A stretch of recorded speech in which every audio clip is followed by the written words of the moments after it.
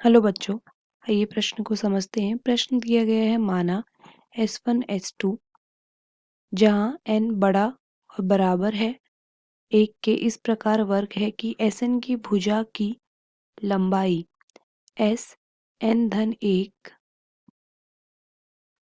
के विकर्ण की लंबाई के बराबर है। यदि S1 की भुजा की लंबाई 10 सेंटीमीटर है तब n के किस मान के लिए Sn का क्षेत्रफल 1 वर्ग सेंटीमीटर से कम होगा। तो बच्चों, इस प्रश्न में जो मुख्य अवधारणा का प्रयोग होगा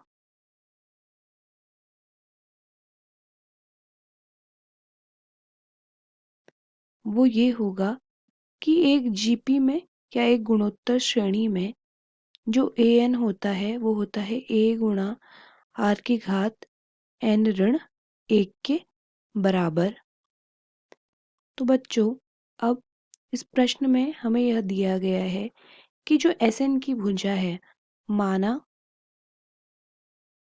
Sn की भुजा है an और S n-1 की भुजा है an-1। तो माना कि Sn की भुजा की लंबाई an जो है वो है बराबर S n-1 के विकर्ण की लंबाई के बराबर। तो S n-1 का विकर्ण आ जाएगा वर्गमूल 2 an-1। यदि S1 की भुजा की लंबाई 10 है, अब हमें माना a की लंबाई दी गई है 10 जो कि है S1 की भुजा। तो बच्चों, यहाँ से अगर हमें सार्वनुपात निकालना हो,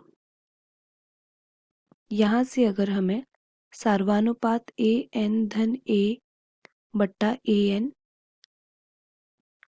या हम कह लें कि an बट्टा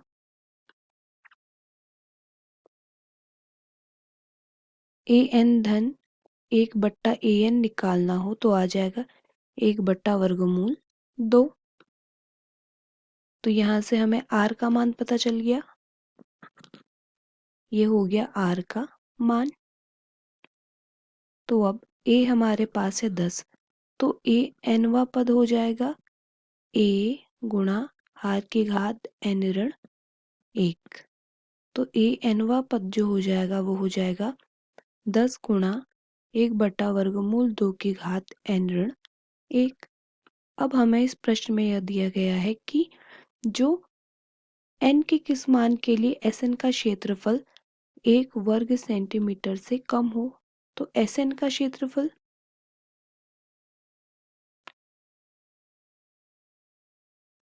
क्षेत्रफल होगा an।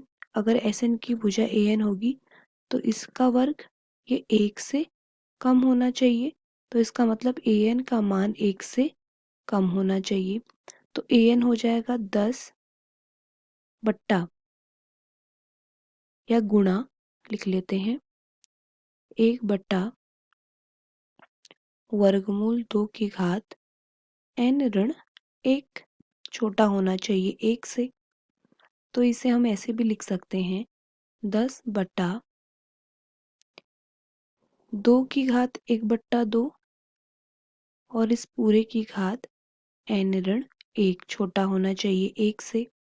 तो इसे हम लिख सकते हैं 10 बट्टा 2 की घात n ऋण 1 बट्टा 2। अब ये छोटा होना चाहिए 1 से। अब 10 को हम लिख सकते हैं 5 गुणा 2, ये हो जाएगा 2 की घात n ऋण 1 बट्टा 2, छोटा होना चाहिए 1 से।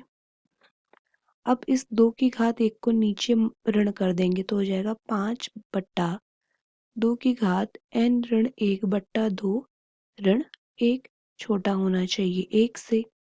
तो इसका मतलब 5 बट्टा 2 की घात n ऋण 3 बट्टा 2 छोटा होना चाहिए 1 से।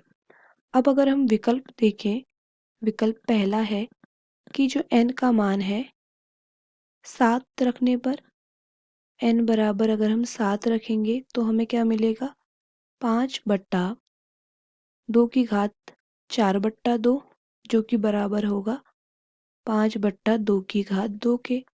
तो होगा 5/4। 5/4 हमेशा 1 से बड़ा होगा, इसलिए n बराबर 7 नहीं होगा। विकल्प बी देखते हैं। बी है n बराबर 6।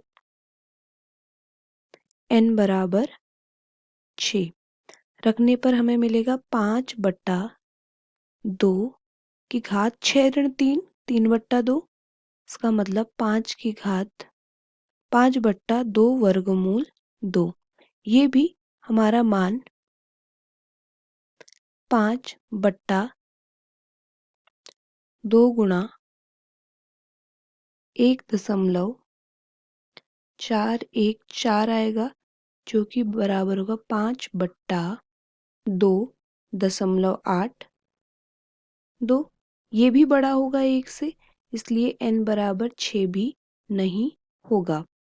अब विकल्प लेंगे हम n बराबर 9।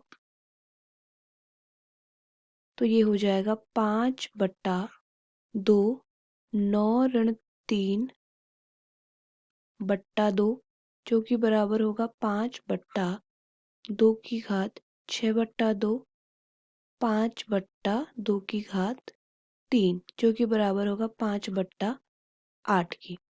तो अब 5/8 1 से कम होगा, इसलिए n का मान हमें मिल जाएगा 9, जो कि है विकल्प सी। तो बच्चों इस प्रश्न का उत्तर होगा विकल्प सी।